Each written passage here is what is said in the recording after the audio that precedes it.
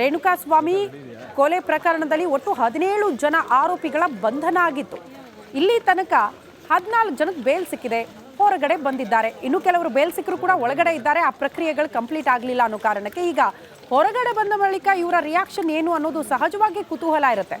ಮಾಧ್ಯಮವಾಗಿ ನಮ್ಮ ಕರ್ತವ್ಯ ನಾವು ಪ್ರಶ್ನೆ ಮಾಡಲೇಬೇಕು. ಇಂಥದ್ದೊಂದು ಕೊಲೆ ಪ್ರಕರಣದ ಆರೋಪಿ ಆಗಿದ್ರಿ, ಜೈಲು ವಾಸ ಅನುಭವಿಸಿ ಬಂದಿದ್ದೀರಿ, ಒಂದು ರಿಯಾಕ್ಷನ್ ಪಡೆದುಕೊಳ್ಳುವಂತಹ ಪ್ರಯತ್ನ ಸತತವಾಗಿ ಪತ್ರಕರ್ತರಾಗಿ ಇದ್ದೇ ಇರುತ್ತೆ.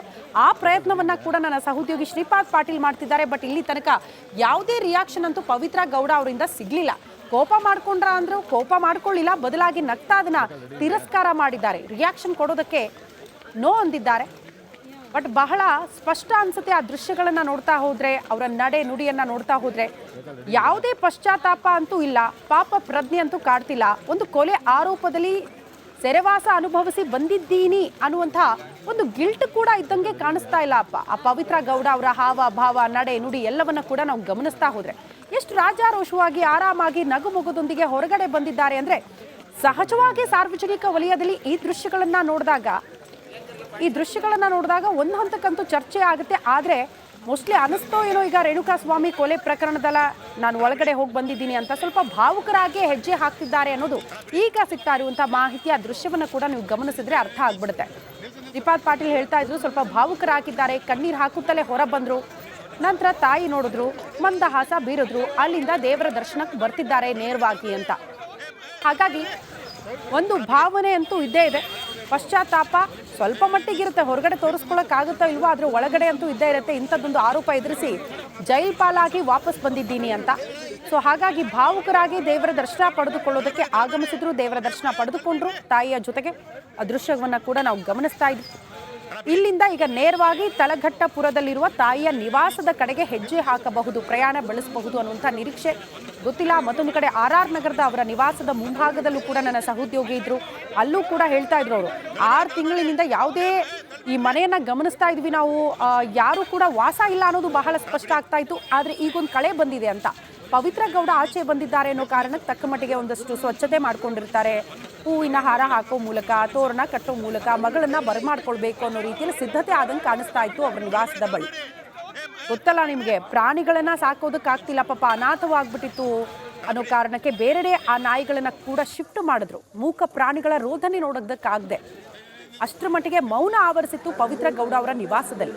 ಈಗ ಒಂದು ಕಳೆ ಸಹಜವಾಗಿ ಬಂದಿದೆ. ಪವಿತ್ರ ಗೌಡ ಆಚೆ ಬಂದಿದ್ದಾರೆ ಅನ್ನೋ ಕಾರಣಕ್ಕೆ. ಆದರೆ ನೇರವಾಗಿ ಮನೆಗ ಅಥವಾ ತಾಯಿ ಮನೆಗ ಈಗ ದೇವರ ದರ್ಶನ ಪಡೆದುಕೊಂಡ ಬಳಿಕ ಅದು ಡಿಸೈಡ್ ಆಗುತ್ತೆ. ಮೋಸ್ಟ್ಲಿ ಅವರ ತಾಯಿಯ ಮನೆ ಕಡೆಗೆ ಹೋಗುವಂಥ ಸಾಧ್ಯತೆಗಳಿದೆ ಅನ್ನೋದು ನನ್ನ ಸಹೋದ್ಯೋಗಿ ಶ್ರೀಪಾದ್ ಮಾಹಿತಿ ಕೊಡ್ತಾ ಇದ್ರು. ನೋಡಿ, ಇದು ದೇವರ ದರ್ಶನ ಪಡ್ಕೊಂಡು ಹೊರಗಡೆ ಬಂದಿರುವಂತಹ ದೃಶ್ಯ. ಅವರ ಆಪ್ತರಂತೂ ಜೊತೆಗಿದ್ದೇ ಇದ್ದಾರೆ ತಾಯಿ ಜೊತೆಗೆ. ಅಂದರೆ ತಾಯಿ, ಅವರ ಸಹೋದರ ಜೊತೆಗೆ ಆಪ್ತ ವಲಯದಲ್ಲಿ ಇದ್ದೇ ಇರ್ತಾರಲ್ಲ ಕೆಲವರು, ಆಪ್ತ ಬಾಂಧವರು ಅಂತ.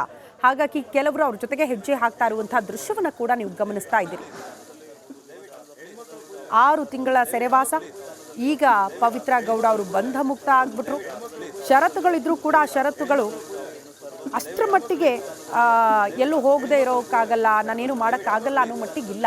ಆರಾಮಾಗೆ ಲೈಫ್ ಲೀಡ್ ಮಾಡಬಹುದು. ಆದರೆ ಒಂದನ್ನು ಅರ್ಥ ಮಾಡ್ಕೊಳ್ಳಿ, ಕೊಲೆ ಪ್ರಕರಣದಲ್ಲಿ ರೆಗ್ಯುಲರ್ ಬೇಲ್ ಮಾತ್ರ ಸಿಕ್ಕಿರೋದು. ಈ ಪ್ರಕರಣದಿಂದ ಅವ್ರು ಖುಲಾಸೆ ಆದ್ರು ಅಂತ ಅರ್ಥ ಅಲ್ಲ. ಇನ್ನು ಮತ್ತೆ ಟ್ರಯಲ್ ಇರುತ್ತೆ, ಮತ್ತೆ ಕೋರ್ಟ್ಗೆ ಹಾಜರಾಗಬೇಕು. ಈ ಪ್ರಕರಣ ಹಾಗೆ ಸ್ವಲ್ಪ ಮುಂದುವರಿತಾ ಹೋದರೆ ಅದೆಲ್ಲವನ್ನು ಕೂಡ ಫೇಸ್ ಮಾಡಲೇಬೇಕಾಗುತ್ತೆ. ಕಂಪ್ಲೀಟ್ ಆಗಿ ಕೊಲೆ ಪ್ರಕರಣದಿಂದ ಆಚೆ ಬಂದಂಗಲ್ಲ, ಖುಲಾಸೆ ಆದಂಗಂತೂ ಅಲ್ಲ. ಒಂದು ರೀತಿ ನೀವು ಹೇಳೋದಾದ್ರೆ ತಾತ್ಕಾಲಿಕ ರಿಲೀಫ್, ರೆಗ್ಯುಲರ್ ಬೇಲ್ ಸಿಕ್ಕಿದೆ, ಯಾವುದೇ ರೀತಿಯ ಸಮಸ್ಯೆ ಆಗದೆ ಆರಾಮಾಗಿ ಹೊರಗಡೆ ಇರಬಹುದು. ಒಂದು ಕಡೆ ನಟ ದರ್ಶನ್ BGS ಆಸ್ಪತ್ರೆಯಲ್ಲಿ, ಮತ್ತೊಂದು ಕಡೆ ಪವಿತ್ರ ಗೌಡ ಈಗ ತಾನೇ ಜೈಲಿಂದ ಹೊರಗಡೆ ಬಂದು ದೇವರ ದರ್ಶನ ಪಡ್ಕೊಂಡು ಹೋಗ್ತಾ ಇರುವಂತಹ ದೃಶ್ಯವನ್ನು ಕೂಡ ನಾವು ನೋಡ್ತಾ ಇದ್ದೀವಿ. ಹೈ ಪ್ರೊಫೈಲ್ ಕೇಸ್ ಯಾಕೆ ಇಷ್ಟೊಂದೆಲ್ಲ ಸದ್ದು ಸುದ್ದಿಗೆ ಕಾರಣ ಆಯಿತು ಅಂದರೆ, ಹೈ ಪ್ರೊಫೈಲ್ ಈ ದರ್ಶನ್ ಕೂಡ ಈ ಕೊಲೆ ಪ್ರಕರಣದಲ್ಲಿ ಭಾಗಿಯಾಗಿದ್ರು ಅನ್ನುವಂಥ ಸುದ್ದಿ ಬರ್ತಾ ಇದ್ದಂತೆ ದೊಡ್ಡ ಮಟ್ಟದ ಸುದ್ದಿ ಆಗೋದಕ್ಕೆ ಶುರುವಾಯಿತು ಈ ಪ್ರಕರಣ. ನೋಡಿ, ಒಬ್ಬ ಚಾಲೆಂಜಿಂಗ್ ಸ್ಟಾರ್, ಸ್ಯಾಂಡಲ್ವುಡ್ನ ಅತಿ ದೊಡ್ಡ ನಟ ಈ ರೀತಿ ಒಂದು ಕೊಲೆ ಕೇಸಿಗೆ ಒಳಗಡೆ ಹೋಗಬೇಕಾದಂಥ ಪರಿಸ್ಥಿತಿ ಬಂದ್ಬಿಡ್ತು. ಅಲ್ಲಿಗೆ ಅರ್ಥ ಮಾಡ್ಕೊಳ್ಳಿ ಎಷ್ಟು ದೊಡ್ಡ ಹೈ ಪ್ರೊಫೈಲ್ ಕೇಸ್ ಆಗಿತ್ತು ಅಂತ. ಈ ರೆಗ್ಯುಲರ್ ಬೇಲ್ ಸಿಗೋಕ್ಕೂ ಮುನ್ನ ಕೂಡ ನಾನಾ ಪ್ರಯತ್ನಗಳಾಗಿ ಹೋಗಿತ್ತು. ಪ್ರಭಾವಿಗಳನ್ನ ಭೇಟಿಯಾಗುವುದಂತೆ ಸ್ವತಃ ವಿಜಯಲಕ್ಷ್ಮಿ ಅವರು ಹೋಗಿ DCM DK ಶಿವಕುಮಾರ್ ಅವ್ರನ್ನ ಭೇಟಿ ಆದ್ರು. ಒಳಗಡೆ ಏನು ಚರ್ಚೆ ಆಯಿತು, ಬಟ್ ಹೊರಗಡೆ ಬಂದಾಗ ಮಗನ ಎಜುಕೇಷನ್ ವಿಚಾರಕ್ಕೆ ಸಂಬಂಧಪಟ್ಟಂತೆ ಚರ್ಚೆ ಆಯಿತು ಅಂತ DCM DK ಶಿವಕುಮಾರ್ ಅವರು ಹೇಳಿದ್ರು. ಒಂದು ಓಪನ್ ವೇದಿಕೆಯಲ್ಲೂ ಕೂಡ ಅನ್ಯಾಯ ಆಗಿದ್ರೆ ಅದನ್ನು ಸರಿಪಡಿಸುವ ಕೆಲಸ ಮಾಡ್ತೀವಿ ಅಂತ DCM DK ಶಿವಕುಮಾರ್ ಅವರು ಆಡಿರುವ ಒಂದು ಮಾತು ದೊಡ್ಡ ಮಟ್ಟದ ಚರ್ಚೆಗೆ ಗ್ರಾಸ ಆಗಿತ್ತು. ಸಾಕಷ್ಟು ಬೆಳವಣಿಗೆಗಳಿಗೂ ಕೂಡ ಈ ಕೊಲೆ ಪ್ರಕರಣ ಸಾಕ್ಷಿಯಾಗಿದ್ದನ್ನು ನಾವು ಗಮನಿಸಿದ್ವಿ. ಹಲವು ಗಣ್ಯಾತಿ ಗಣ್ಯರನ್ನ ಭೇಟಿ ಮಾಡೋ ಮೂಲಕ ಕೆಲವರು ಒತ್ತಡ ತಂದಿದ್ದಾರೆ. ಹಾಗಾಗಿ ಅವರಿಗೆ ಪರಪ್ಪನ ಅಗ್ರಹಾರದಲ್ಲಿ ಅಷ್ಟೆಲ್ಲ ರಾಜಾತಿಥ್ಯ ಸಿಗೋದಕ್ಕೆ ಶುರುವಾಯಿತು. ಅವ್ರನ್ನ ಹೊರಗಡೆ ತರಬೇಕು ಅನ್ನುವಂಥ ಪ್ರಯತ್ನಗಳು ಸಾಕಷ್ಟು ರೀತಿಯಲ್ಲಿ ಬೇರೆ ಬೇರೆ ಆಯಾಮಗಳಿಂದ ಬೇರೆ ಬೇರೆ ಪ್ರಭಾವಿ ವ್ಯಕ್ತಿಗಳಿಂದ ಆಯಿತು ಅನ್ನೋದನ್ನು ಕೂಡ ನಾವು ಮರೆಯೋಕ್ಕಾಗಲ್ಲ. ಬಟ್ ಯಾರ ಪ್ರಭಾವ ಕೂಡ ಇಷ್ಟು ದಿನ ವರ್ಕ್ ಆಗಿರಲಿಲ್ಲ. ಬದಲಾಗಿ ಈಗ ವಾದ ಪ್ರತಿವಾದ ಆಲಿಸಿ ಒಂದಷ್ಟು ಪ್ರಮುಖ ಅಂಶಗಳನ್ನು ಮನಗಂಡು ಹೈಕೋರ್ಟ್ ಇಂಥದ್ದೊಂದು ಮಹತ್ವದ ತೀರ್ಪು ಕೊಡ್ತು. ಸರಿಸುಮಾರು ಶುಕ್ರವಾರ 7 ಜನ ಆರೋಪಿಗಳಿಗೆ, ಇದೇ ಕೊಲೆ ಪ್ರಕರಣಕ್ಕೆ ಸಂಬಂಧಪಟ್ಟಂತೆ 7 ಜನ ಆರೋಪಿಗಳಿಗೂ ಕೂಡ ರೆಗ್ಯುಲರ್ ಬೇಲ್ ಮಂಜೂರು ಮಾಡಿತು ಹೈಕೋರ್ಟ್, ಹಲವು ಷರತ್ತುಗಳನ್ನು ವಿಧಿಸುವ ಮೂಲಕ. ಅದರಲ್ಲಿ ಪವಿತ್ರ ಗೌಡ ಕೂಡ ಈ ಕೊಲೆ ಪ್ರಕರಣದ A1, ಈಕೆಯೇ ರುವಾರಿ ಅಂತ ಹೇಳ್ತಾ ಇದ್ರು ಪೊಲೀಸರ ತನಿಖೆಯಲ್ಲಿ ಬೆಳಕಿಗೆ ಬಂದಂತಹ ಅಂಶಗಳನ್ನು ಗಮನಿಸಿದಾಗ. ಅಶ್ಲೀಲ ಮೆಸೇಜ್ ಮಾಡಿದ್ರು, ಹಾಗಾಗಿ ಕೋಪಗೊಂಡೆ, ಆತನನ್ನು ಕರೆಸಿದ್ವಿ, ಕೊಲೆ ಮಾಡುವ ಉದ್ದೇಶ ಇರಲಿಲ್ಲ, ಬದಲಾಗಿ ಆತನಿಗೆ ಹೆದರಿಸಿ ಬೆದರಿಸಿ ಕಳಿಸೋ ಪ್ರಯತ್ನ ಇತ್ತು ಅಷ್ಟೇ, ಆದರೆ ಗೊತ್ತಿಲ್ಲದೆ ಕೊಲೆ ಆಗೋಯ್ತು ಅನ್ನುವಂಥ ವಿಚಾರವನ್ನ ಹೇಳ್ತಾ ಇದ್ರು ಅಂತ. ಪವಿತ್ರ ಗೌಡ ಕೂಡ ಆಕೆಯ ಸ್ವಇಚ್ಛಾ ಸ್ಟೇಟ್ಮೆಂಟ್ ಅನ್ನ ಗಮನಿಸಿದ್ರೆ ಕಿಲ್ಲಿಮ್ ಅನ್ನೋಂಥ ವಿಚಾರವನ್ನ ಈಕೆಯೇ ಪ್ರಸ್ತಾಪ ಮಾಡಿದ್ಲು ಅನ್ನುವಂಥ ಅಂಶ ಕೂಡ ಪೊಲೀಸರ ತನಿಖೆಯಿಂದ ಬಹಿರಂಗ ಆಗಿತ್ತು. ಈ ಬಗ್ಗೆ ಮತ್ತಷ್ಟು ಡೀಟೇಲ್ಸ್ ಅನ್ನ ಕೊಡ್ತಾ ಹೋಗ್ತಾರೆ ನನ್ನ ಸಹೋದ್ಯೋಗಿ ಶ್ರೀಲಕ್ಷ್ಮಿ ಕೂಡ ನೇರ ಸಂಪರ್ಕದಲ್ಲಿ ಜಾಯಿನ್ ಆಗ್ತಿದ್ದಾರೆ. ಶ್ರೀಲಕ್ಷ್ಮಿ, ಅಟ್ ಪ್ರೆಸೆಂಟ್ ಏನೆಲ್ಲ ಬೆಳವಣಿಗೆ ಆಗ್ತಾ ಇದೆ, ಡೀಟೇಲ್ಸ್ ಅನ್ನ ಕೊಡ್ತಾ ಹೋಗೋದಾದ್ರೆ.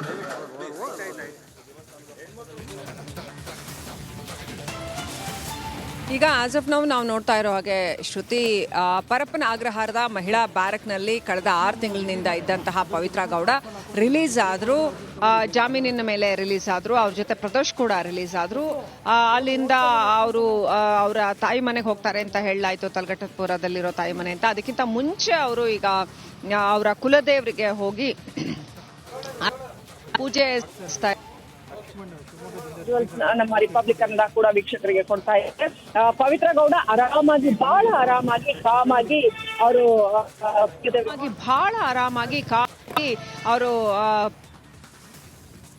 ಅವರ ವೈಯಕ್ತಿಕ ಜೀವನದಲ್ಲಿ ಏನೇ ಮಾಡ್ಕೊಂಡ್ರು ಯಾರು ಕೇಳಕ್ ಬರಲ್ಲ. ಆದರೆ ಒಮ್ಮೆ ಅವರು ಪಬ್ಲಿಕ್ ಪರ್ಸನಾಲಿಟಿ ಅಂತ ಆದ್ಮೇಲೆ, ಜೊತೆಗೆ ಕೊಲೆ ಆರೋಪಿ ಅವರು, ಈ ಕ್ಷಣಕ್ಕೂ ಕೂಡ ಅವರು ಕೊಲೆ ಆರೋಪಿ ಅನ್ನೋದನ್ನ ನಾವು ಮರೆಯೋ ಹಂಗಿಲ್ಲ. ಇನ್ನೂ ಕೂಡ ಮೇನ್ ಕೇಸ್ ನ ವಿಚಾರಣೆ ಬಾಕಿ ಇರ್ತಕ್ಕಂಥದ್ದು. ರೇಣುಕಾ ಸ್ವಾಮಿ ಕೊಲೆ ಆರೋಪಿ ಅಂತ ಅವ್ರನ್ನ ಹೇಳ್ಬೇಕಾಗತ್ತೆ. ಜೊತೆಗೆ ಇನ್ನೊಂದು ಪ್ರಶ್ನೆ ಉಳ್ಕೊಂಡ್ಬಿಡೋದು ಏನಂತಂದ್ರೆ, ರೇಣುಕಾ ಸ್ವಾಮಿ ಸಾವಿಗೆ ನ್ಯಾಯ ಯಾವಾಗ ಸಿಗತ್ತೆ? ಹಾಗಾದ್ರೆ ಆ ಸಾವು ಜಸ್ಟಿಫೈಡ್ ಅದು ಪ್ರಶ್ನೆ ಇರುತ್ತೆ. ಜೊತೆಗೆ ರೇಣುಕಾ ಸ್ವಾಮಿಯ ಮಗು ಇದೆ ಅಲ್ಲ, ದೊಡ್ಡಾದ್ಮೇಲೆ ಎಲ್ಲಿ ಯಾಕೆ ಕೊಲೆ ಮಾಡ್ಬೇಕು?